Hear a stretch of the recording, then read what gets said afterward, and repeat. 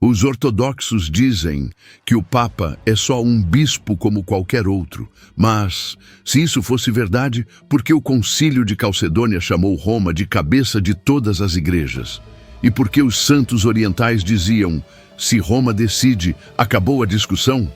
Hoje você vai ver como a própria história dos ortodoxos destrói a sua maior desculpa contra o primado de Pedro.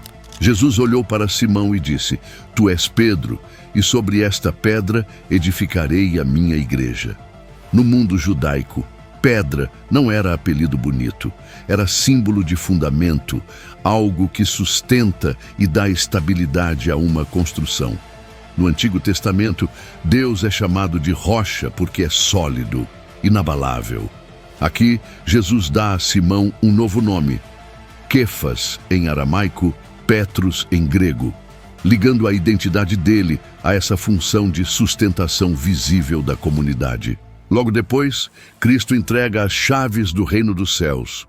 Para nós hoje, chave é só objeto de abrir porta, mas no mundo bíblico era símbolo de autoridade oficial.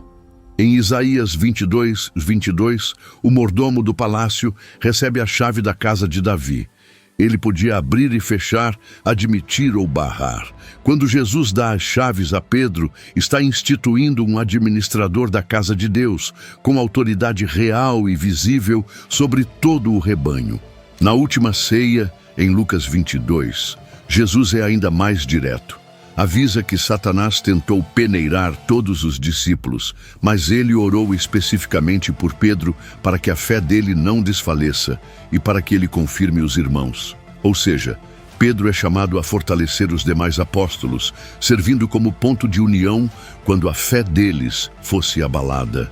Depois da ressurreição, em João 21, Jesus confia a Pedro a missão de apacentar as ovelhas. No Oriente Antigo, apacentar não era só alimentar, era proteger, guiar, corrigir e manter unidas as ovelhas. E o rebanho inclui não só os fiéis comuns, mas também os próprios apóstolos. Nenhum outro recebeu essa combinação de missões. Em Atos 15, o Concílio de Jerusalém é prova viva desse papel. A questão era séria. Os judeus convertidos da parte de Tiago exigiam que os cristãos vindos do paganismo fossem circuncidados. Houve muita discussão entre os apóstolos e presbíteros até que Pedro se levantou. Ele relembrou que foi Deus quem o escolheu para anunciar o evangelho aos gentios e que eles receberam o Espírito Santo sem circuncisão. Depois que Pedro falou, a assembleia ficou em silêncio. O debate terminou ali.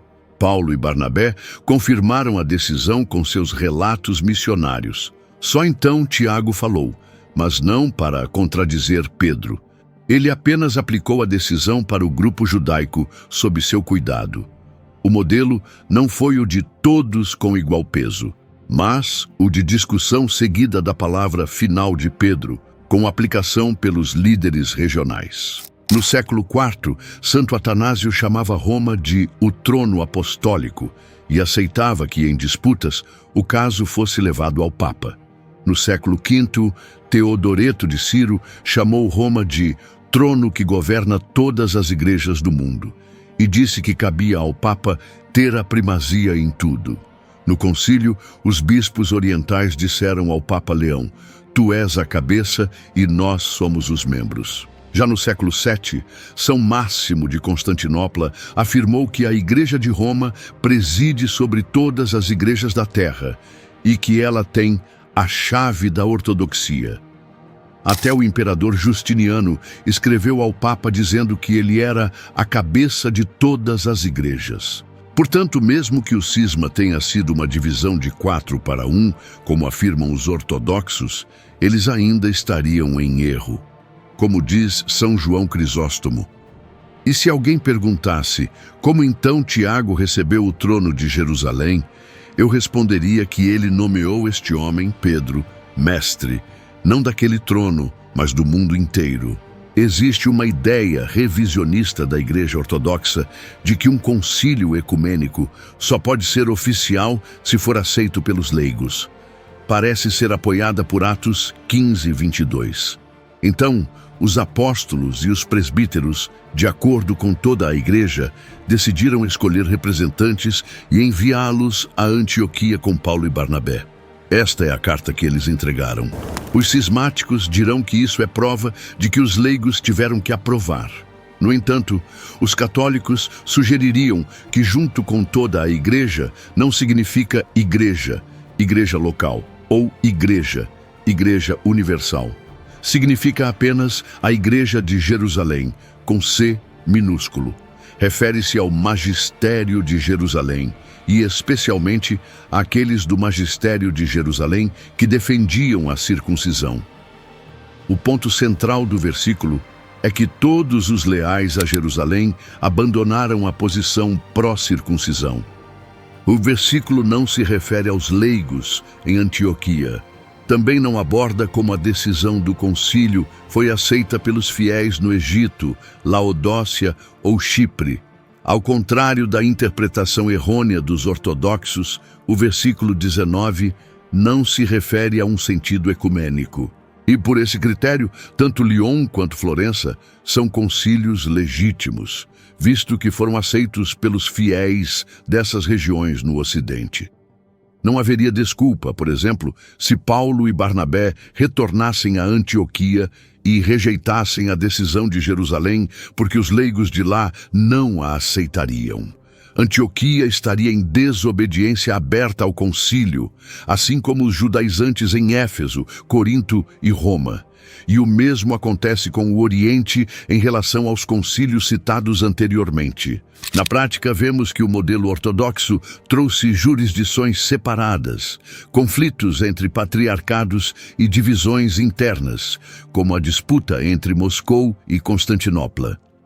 Sem uma autoridade final reconhecida por todos, cada líder define o que é ortodoxia no seu território e a unidade se perde.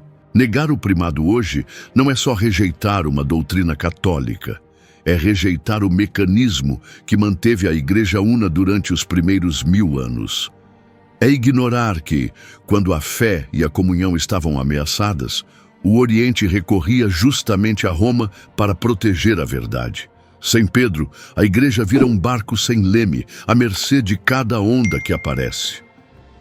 Ao olhar para a Bíblia, para a história e até para as palavras dos santos orientais, fica impossível sustentar que o Papa é apenas mais um bispo.